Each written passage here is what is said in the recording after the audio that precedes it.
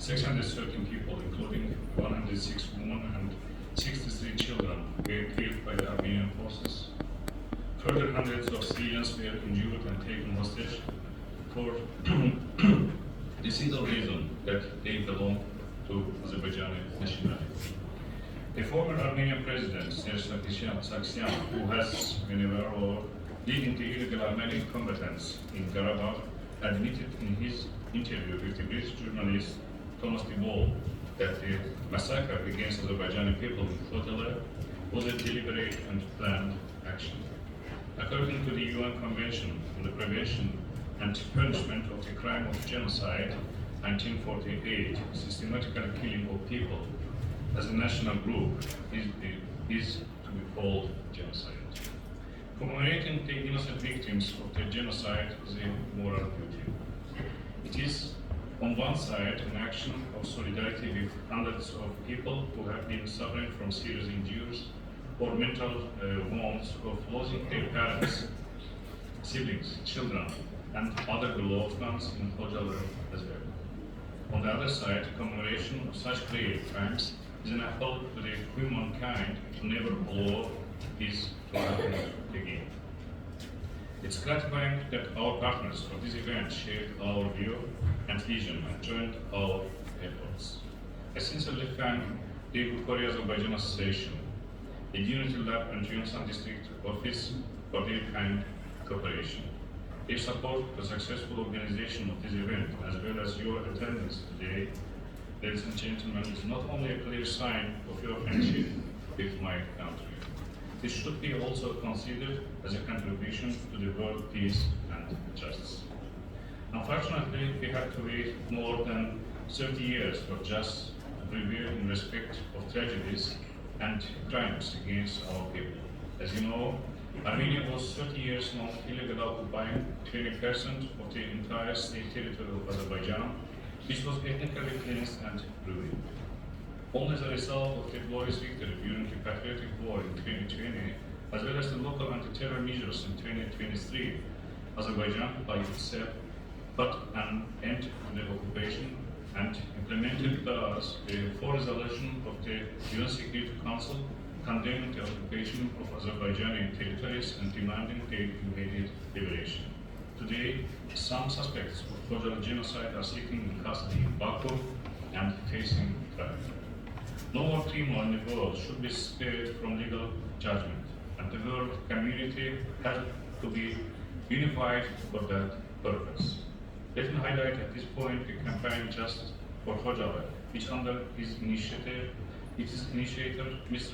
Leyla Aliyeva, has been advocating since 2008 for the rules and worldwide solidarity in view of Khojaly genocide. Thanks to this campaign, thousands of world citizens have been sensitized to the pains, wounds, and injustice to which our people have been subject. Our today's symposium, which we first initiated on the occasion of the previous 32nd anniversary of Khojaly genocide, serves also to the goal that the people in Korea get sensitized to the matters of our country and of course to learn more about Azerbaijani-Korean relations.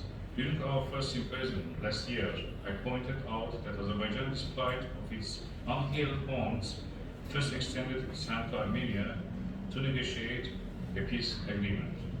Since both sides started to hold the peace talks in bilateral format, which is crucial for excluding external harmful interferences, huge progress has been done while negotiating the draft of peace treaty agreement. 15 out of 17 articles of this document have been already agreed. Also, almost 13 kilometers of the state border between the two countries, which has de facto not existed due to military occupation by Armenia, has been delimited and demarcated. We have a long way to pass towards the sustainable peace in the region, but peace is within reach, provided Armenia is sincere in its desire for peace and effectively abandons its territorial claims against Azerbaijan. We expect from Armenia to demonstrate the honest commitment to the peace and reconciliation with Azerbaijan. One critical step could be Armenian cooperation for the demining of our liberated territories, where Armenia planted 1.5 million landmines during its military occupation. As a result of this irresponsible and inhuman activity, Azerbaijan is today one of the most heavily landmine contaminated countries in the world, with 13% of its entire state territory being affected with this problem. The landmine issue is the major obstacle for rebuilding the conflict-affected territories, as well as for creating safe and dignified conditions for the returns of hundreds of thousands of Azerbaijani refugees. Since the end of the conflict with Armenia in 2020, 230 landmine explosion incidents happened, resulting in 383 victims, with 64 being killed. Among these casualties, 141 were civilians, including 9 children and 2 young women. Transmitting the accurate landmine maps by Armenia could save a lot of human lives, as well as spare valuable time and resources for humanitarian demining. Hence, the international effort to encourage Armenia to take this step action could be seen as an important contribution to confidence building. Moreover, we would be thankful for resolute practical assistance for humanitarian demining of our territories. Our expectations from international actors also include their possible support and cooperation for the reconstruction of Azerbaijan's full devastated territories. The liberated Karabakh and Eastern regions of Azerbaijan have been declared green zone, what means that the infrastructure and all activities over there will be exclusively facilitated only with green energy.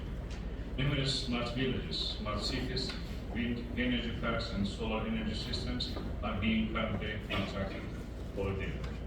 In view of rebuilding our territories, we hope for wider cooperation also with the Republic of Korea, and as a friendly and partner country for us, which has great experience and excellent know-how in the mentioned fields. At this point, I have to emphasize that clean environment and clean growth have become national priorities in Azerbaijan's agenda, both in terms of domestic development and global engagement. As you might know, in 2024, which was declared by the President of the Republic of Azerbaijan as a year of solidarity for a green world, Azerbaijan successfully hosted the COP29 event with attendance by 80 heads of state and government, as well as unprecedented outcomes, and thus wrote a success story in the history of global climate action. The various developments have created momentum also for Azerbaijan and Korea to combine their willing and strengths towards close cooperation in the safe fields, both in bilateral format and within multilateral institutions. Let me conclude my speech by saying that amid the ongoing geopolitical challenges and conflicts in the world, Azerbaijan and Korea is loyal supporters of international law and advocates for international commitments could closely cooperate and coordinate their endeavors in terms of regional and global affairs. Korea, in its capacity as a non-permanent member of UN Security Council, which will last till the end of this year, can count on my country's cooperation in its efforts to this end. Before I pass the floor to Mr. Lee Min-jong, President of the Daegu Korea-Azerbaijan Association, I would like to thank once again the speakers and all participants and wish you interesting discussions. Thank you.